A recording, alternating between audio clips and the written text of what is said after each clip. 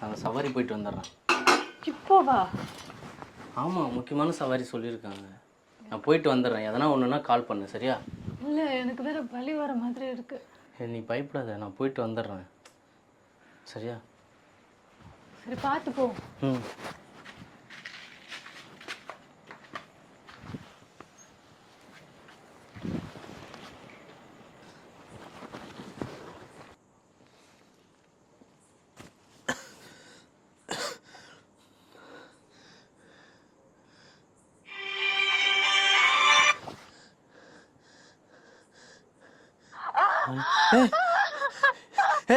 என்னடி?